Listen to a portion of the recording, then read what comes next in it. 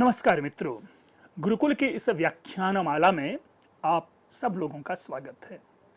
मैं डॉक्टर पंकज कुमार मिश्र एक बार आप लोगों के सामने पुनः मृच्छकटिकम के पंचम अंक को लेकर के उपस्थित हूं।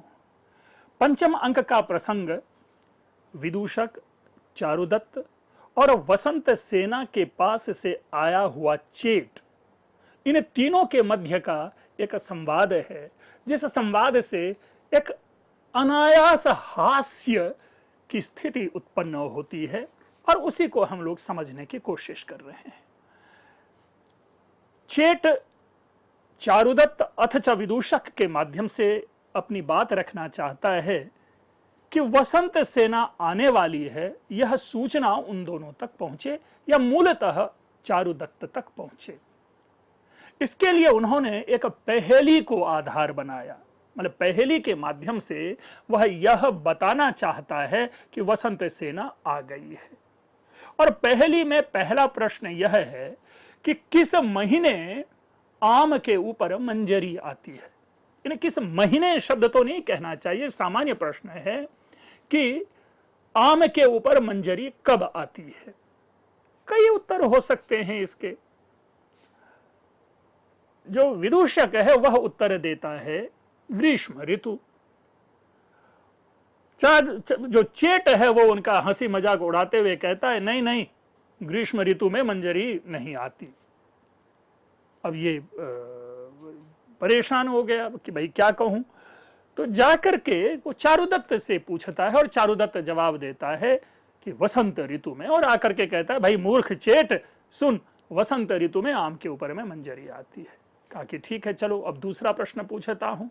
और तदनुसार दूसरा प्रश्न पूछता है कि जो धनिकों की नगरी है, जो धनिकों के गांव होते हैं, या जिस गांव में बड़े बड़े धन दौलत वाले, धन संपत्ति वाले लोग रहते हैं, उस गांव की रक्षा कौन करता है।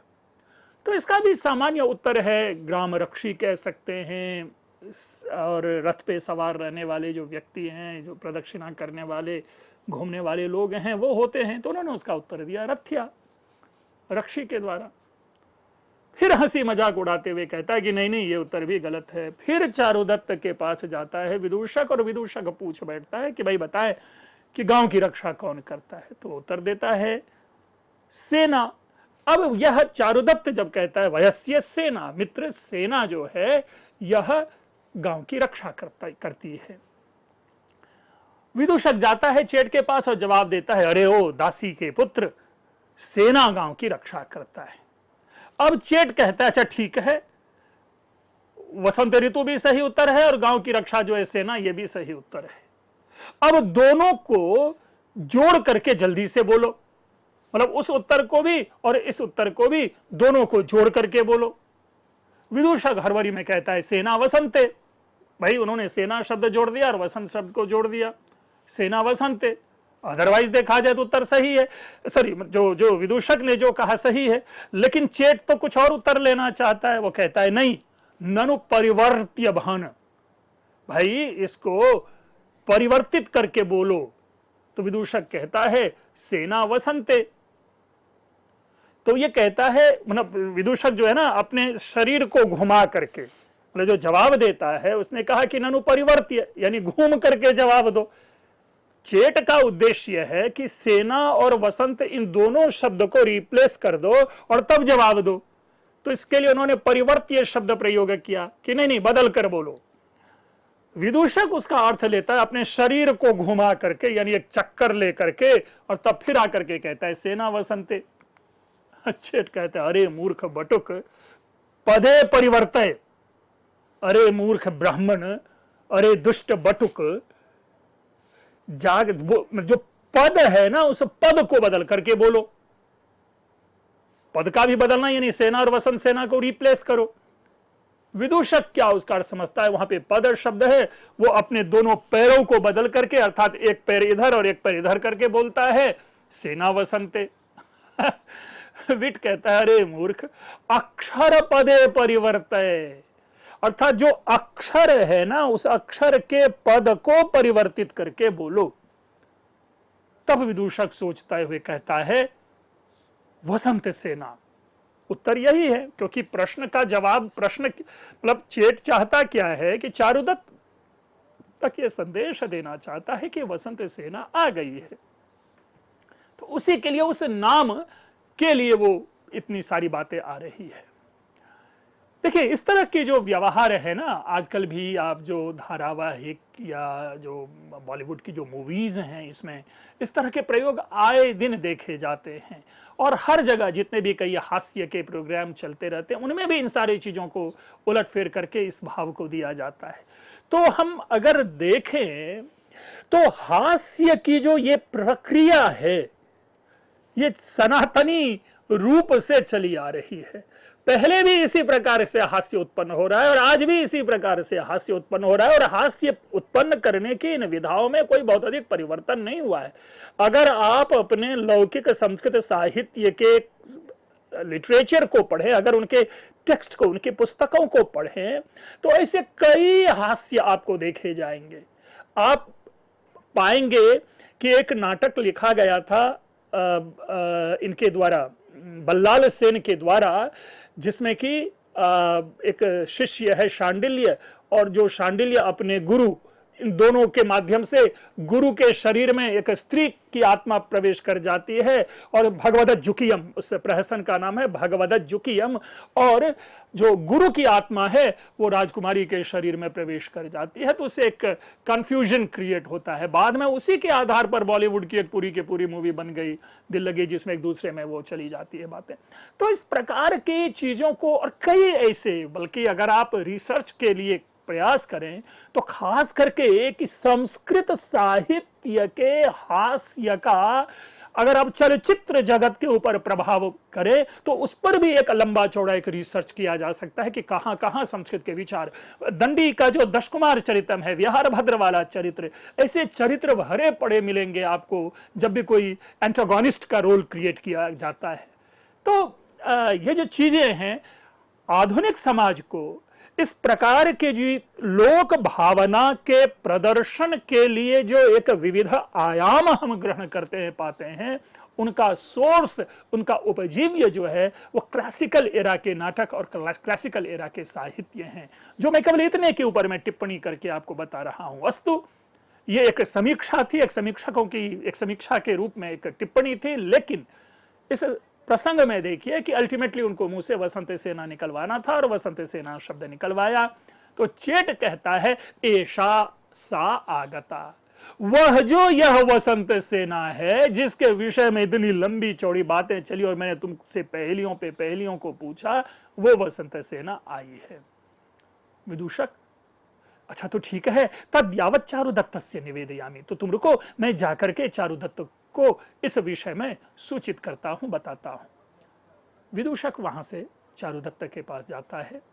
भो चारुदत्त, धनिकस्ते आगतः, चारुदत्त तुम्हारा जो धनिक है वो आ गया। अब ये एक और नया संदेह उत्पन्न कर देता है। भाई आई है स्त्री, फाइन, चलो वो स्त्री धनिक है, तो इनके लिए आपने धनिकः ते आगतः ये वाक्य का प्रयोग किया। आप कह सकते हैं कि सा आगता, या जो भी है स्त्रीलिंग में आगतः वाला आगता रूप करके कोई अन्य शब्द उसके लिए विशेषण के रूप में प्रयोग किया जा सकता था, पुल्लिंग में प्रयोग किया है। तो ये जो चीज है, ये पुनः इसको हम कहते हैं कि ये लोक संवाद है, आम जीवन में जो चलने वाले संवाद होते हैं।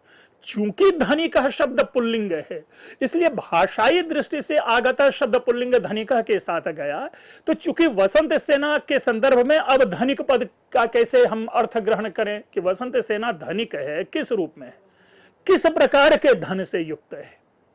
मैं समझता हूं कि यहां पे धनिक का शब्द कोई धन, संपत्ति या कोई और अन्य विषय अर्थ ना लेकर के एक हम ऐसा कहें कि धनिक शब्द का विशिष्ट अर्थ यदि यहां पर ग्रहण करें तो हम कह सकते हैं कि आश्रय, अर्थात तुम्हारे जीवन का जो आश्रय है, तुम्हारे प्राणों का जो आश्रय है, तुम जिसके अभी तक नाम पद तुम गिन रहे थे, जिनकी चर्चा कर रहे थे, जो तुम्हारी यादों में, जो तुम्हारे ख्वाबों में, जो तुम्हारे ख्यालों में, वो आ गई। तो इस रूप में यहां पे धनिक शब्द की सार्थकता है। अन्य कोई धन संपत्ति से यदि अर्थ ग्रहण करे, तो ये अर्थ नहीं होगा। यह अलग विषय है कि वसंत सेना धन संपन्ना है, तो उस रूप में तो धनी है ही, लेकिन चारुदत्त को वसंत सेना से धन की किसी भी प्रकार की अपेक्षा नहीं है, इसलिए यहां पर धनिक शब्द जो है हम धन संपन्न नहीं लेंगे। चारुदत्त फिर पूछ बैठता है, क्योंकि जैसा धनिक शब्द प्रयोग किया और जो मैंने आपको व्याख्या दी कि चारुदत्त किसी भी प्रकार के धन की अपेक्षा नहीं करता, उसी के अनुरूप चारुदत्त का उत्तर आएगा, कुतः अस्मत् कुले धनिक, अरे मेरे कुल वंश में कहां कोई धनी है। विदूषक कहता है कि यदि कुले नास्ति तद्वारे अस्ति, अगर तुम्हारे कोई कुल में वंश में कोई अगर धनी नहीं है तो चिंता छोड़, ले तुम्हारे द्वार पे जो है वो धनी जो है आई हुई है। ऐशा वसंत सेना आगता, वो जो धनी वसंत सेना है वो तुम्हारे यहां आई हुई है, तुम्हारे द्वार पर खड़ी है। चारुदत्त कहता है, वयस्य किम माम प्रतारयसि, क्यों मुझे परेशान कर रहे हो, क्यों तंग कर रहे हो, क्यों टीज कर रहे हो, क्यों चिढ़ा रहे हो। वसंत सेना मेरे द्वार पर क्यों आएगी, वसंत सेना क्यों आएगी। विदूषक कहता है कि यदि में वचने न प्रत्यय से तदिमम कुंभीलकम पृच्छ, यदि तुमको मेरी बातों पर विश्वास नहीं है तो इस कुंभीलक से पूछ, अर्थात कुंभीलक यानी वो जो चेट है वहां पर, इस चेट से पूछ ले। अरे दास्या पुत्र कुंभीलक उपसर्प, अरे फिर वही गाली वाला एक संबोधन जो है, अरे दासी का बेटा कुंभीलक, जा और बता, जाओ चारुदत्त के समीप जाओ और बताओ। चेट उपसृत्य, चेट उनके पास जाता है और कहता है, आर्य वंदे। तो एक शिष्टाचार है जो अपने से बड़ों के सामने प्रयोग में लिया जाता है। तो दो प्रकार के शिष्टाचार है, एक भाषिक शिष्टाचार है और एक शारीरिक जो है संकेत के माध्यम से हम अपने शिष्टाचार को प्रस्तुत करते हैं, पैरों को छू करके या हाथ से ये करके। तो यहां हम देखते हैं कि जो भाषिक है, शब्द मूलक ये शिष्टाचार है कि आर्य वंदे, आर्य मैं प्रणाम करता हूं आपको, आपकी वंदना करता हूं। चारुदत्त कहता है, भद्र स्वागतम, ऑफ कोर्स रिस्पॉन्स उसी के अकॉर्डिंगली आएगा कि मित्र स्वागत है। कथय सत्यम, कथय सत्यम प्राप्ता वसंत सेना, अरे तुम ही ठीक ठीक सच्ची बात बताओ, क्या सही में वसंत सेना आई है। चेट कहता है, ऐशा स्वागता वसंत सेना, हाँ ये वसंत सेना आई हुई है।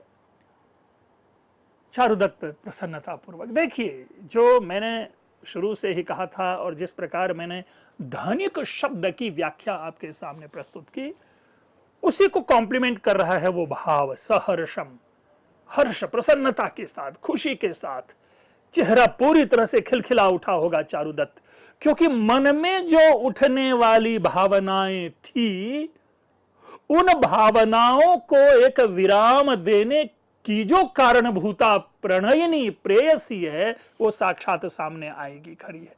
तो किसे प्रसन्नता नहीं होगी। जिस प्रिया की चाहत हो, वो प्रिया यदि सामने खड़ी हो, तो उस प्रेमी के जो मन की दशा है आप समझ सकते हैं, वही चारुदत्त की दशा है। और इसीलिए ब्रैकेट में सहर्षम शब्द जो है वो प्रयोग में लाया गया। तो खैर, न कदाचित प्रिय वचनम निष्फलीकृतम मया तद्गृह्यताम पारितोषिकम। तो मित्र, जब जब मुझे कभी किसी ने कोई अच्छी सूचना दी, एक अच्छी खबर दी, एक प्रिय संदेश दिया, मैंने आज तक उनकी बातों को कभी भी निष्फल नहीं होने जाने दिया। और तुमने मेरे सामने इतनी सुंदर सूचना लाई कि वसंत सेना द्वार पे खड़ी है, तो तद्गृह्यताम पारितोषिकम, तो लो ये तुमको मैं अपना पारितोषिक देता हूं। और इति उत्तरीयम प्रयच्छति, जो उत्तरीय था, जो चादर था उसके कंधे पर, वो उतार करके वह चेट को देता है। देखिए यह शिष्टाचार हम आज भी पाते हैं।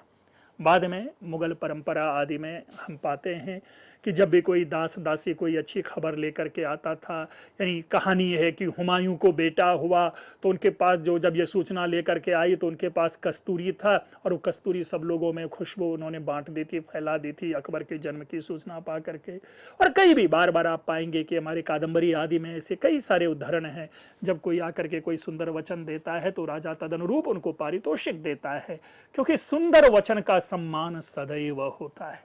इसलिए जब भी कभी ये भारतीय परंपरा है, हम ऑलवेज देखते हैं कि जब कोई शुभ सूचना कोई मंगल सूचना लेकर के आता है तो जिसके लिए वह सूचना आती है वह व्यक्ति इमीडिएटली कुछ अच्छी बातें, चाहे मिठाई बांटना हो या कुछ रुपए पैसे हो, तुरंत देता है। तो यहां पर भी उसी शिष्टाचार, उसी संस्कृति कहनी चाहिए, बल्कि हम शिष्टाचार इसको ना कहकर, क्योंकि संस्कृति के अंतर्गत शिष्टाचार है, हम इसे एक संस्कृति कहते हैं। ये भारतीय संस्कृति है कि प्रिय का प्रतिदान प्रिय से होता है।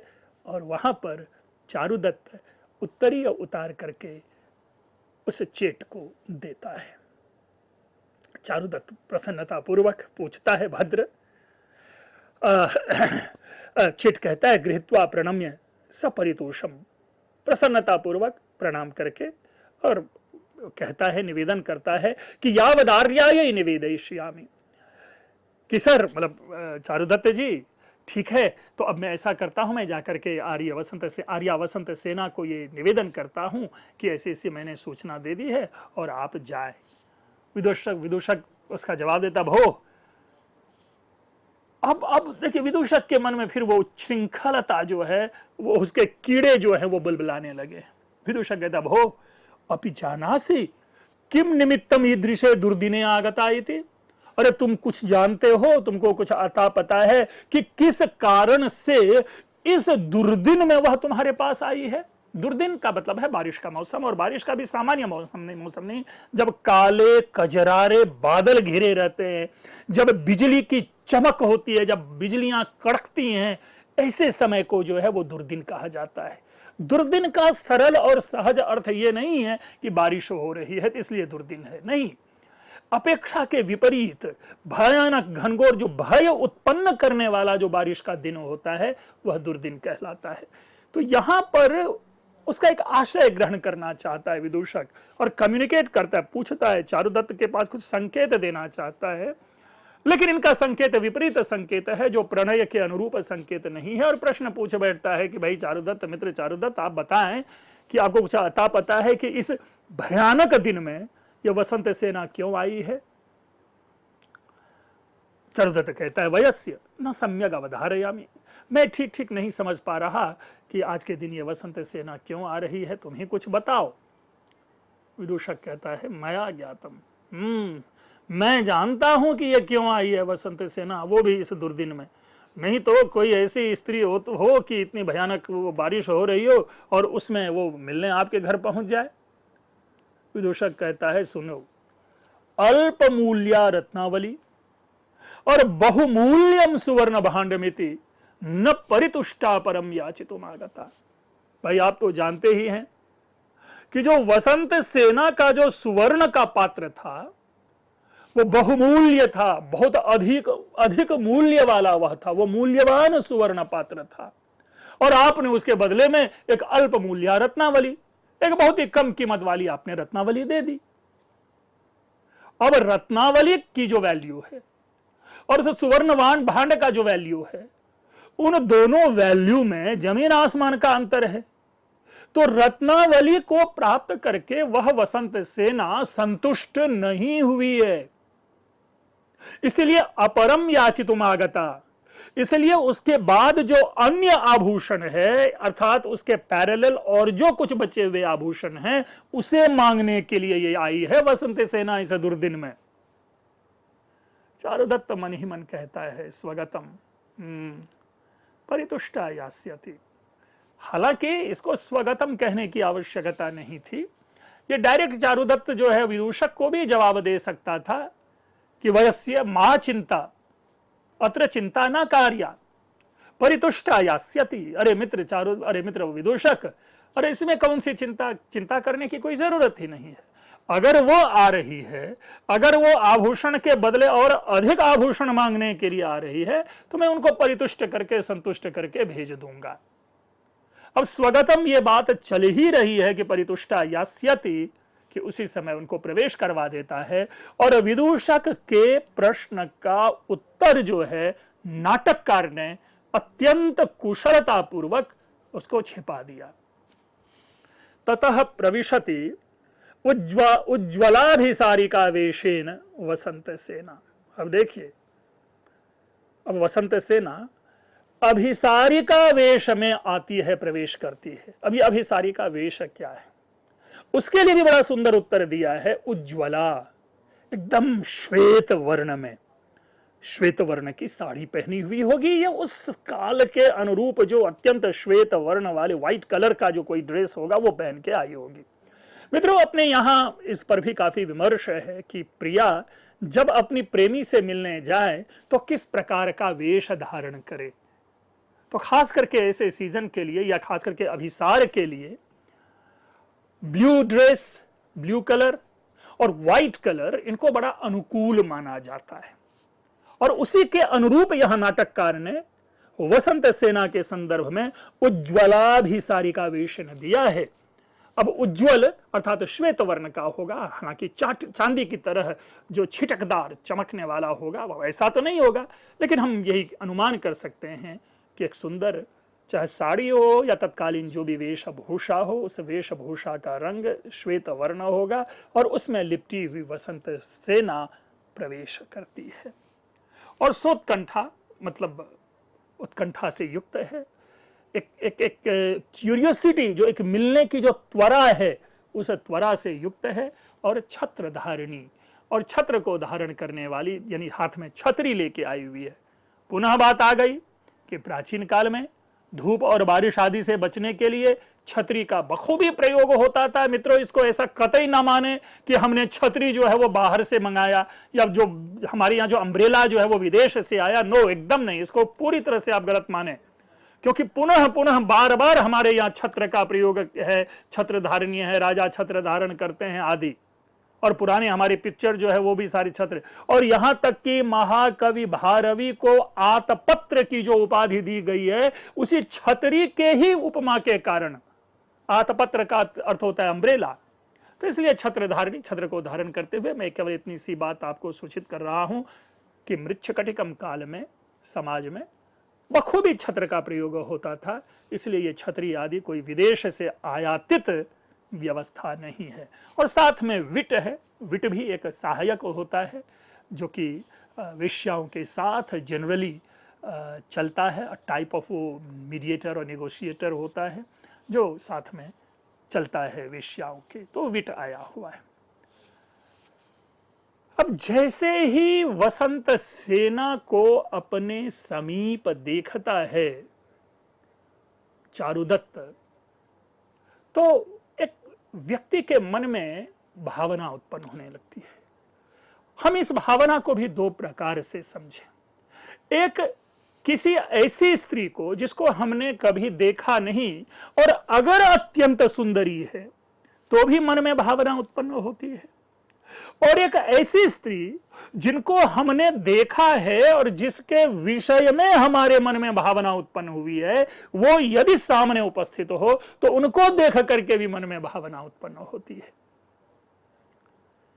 उसको देख करके, वसंत सेना को देख करके जो एक मन की बातें हैं और वो चारुदत्त की भिन्न होगी, उस वसंत सेना का परिचय वह विट देता है। और देखिए विट किस प्रकार से देता है। अपद्माश्री, पहले श्लोक पूरा समझ लें कि अपद्माश्री रेशा प्रहरण मनंगस्य ललितम कुलस्त्रीणाम शोको मदन वर वृक्षस्य कुसुमम सलीलम गच्छन्ति रति समय लज्जा प्रणयिनी रति क्षेत्रे रंगे प्रिय पथिक सार्थै रनुगता। 12वां पद्य है, बड़ा ही सुंदर पद्य है और खास करके परीक्षा आदि में भी इस पद्य को आधार बना करके प्रश्न पूछे जाते हैं, पूछे जाने चाहिए। एक स्त्री की प्रस्तुति है अपद्माश्री है, बिना कमल की लक्ष्मी है, कमल रहित लक्ष्मी के समान है। अब देखिए, लक्ष्मी अत्यंत पवित्र, लक्ष्मी एक दिव्य देवी के रूप में उसकी महिमा का गान होता है, महिमा का वर्णन होता है। और लक्ष्मी के साथ कमल का एक अन्योन्य संबंध दिखाया जाता रहा है, अविभाज्य संबंध जिसे कहें दिखाया जाता है कि जहां लक्ष्मी, जहां कमल वहां लक्ष्मी। कमल सौंदर्य का प्रतीक है, इसी प्रकार लक्ष्मी को भी उसी सौंदर्य शोभा से हमारे सामने प्रस्तुत किया जाता है। तो ये वसंत सेना इतनी सुंदरी है कि केवल इसमें एक ही न्यूनता है कि कमल के साथ इसका संबंध नहीं है, तो कमल विरहिता लक्ष्मी जैसी दिखती है, प्रतीत होती है, उसी प्रकार ये वसंत सेना है। एषा प्रहरणम अनंगस्य ललितम, यानी एषा वसंत सेना अनंगस्य ललितम प्रहरणम। अनंग कहते हैं कामदेव को, प्रहरणम का मतलब हो गया अस्त्र, ललितम का अर्थ हो गया कोमल, सुंदर, लालित्यपूर्ण। तो यह जो ऐसा वसंत सेना कामदेव का अत्यंत कोमल अस्त्र है। और कामदेव के जब अस्त्रों की चर्चा होती है तो उनके 5 बाण होते हैं, पंचबाण कहा जाता है कामदेव को। और कामदेव उन्हीं पंचबाणों से प्रेमी और प्रेमिका के हृदयों पर प्रहार करता है और दोनों के मन में प्रेम की भावना जो है वो अंकुरित होने लगती है।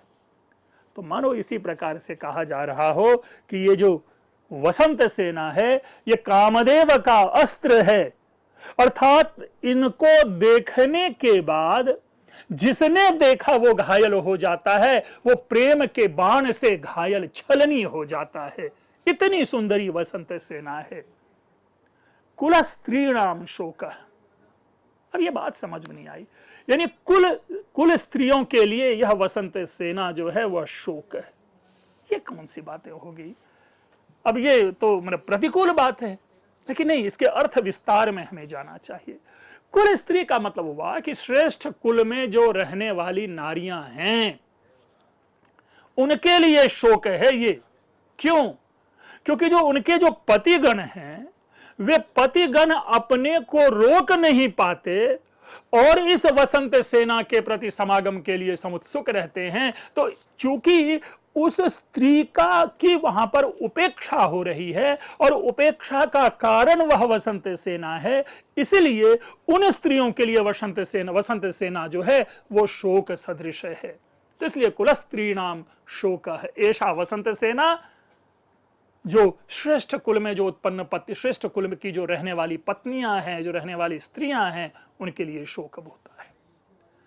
मदन वर वृक्षस्य कुसुमम।